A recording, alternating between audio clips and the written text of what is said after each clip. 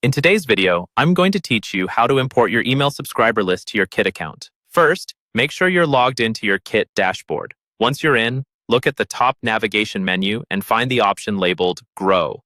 Hover over or click on Grow, and then select Subscribers.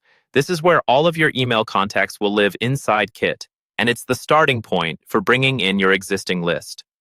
On the Subscribers page, look towards the right side of the screen for a button that says Add Subscribers. Go ahead and click that. This opens up the importer, which is the tool Kit uses to bring your subscribers into the platform.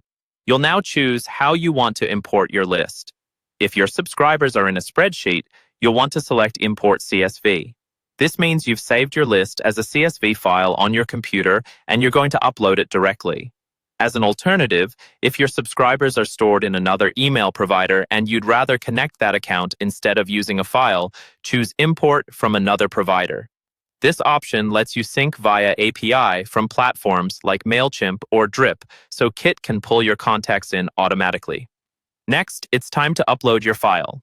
If you chose the CSV option, you can drag and drop your CSV file straight into the upload window, or click in the window to browse your computer and select the file.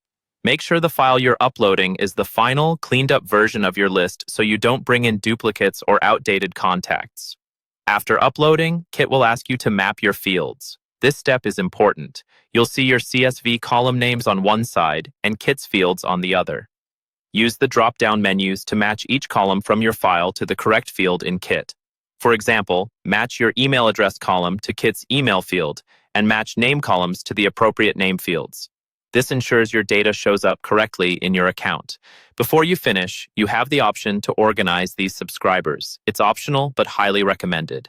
You can add these contacts to a specific tag, form, or sequence. Tags are great for segmenting your audience, and Kit will automatically create a date-stamped tag for every import by default, which makes it easy to see when a group of subscribers was added.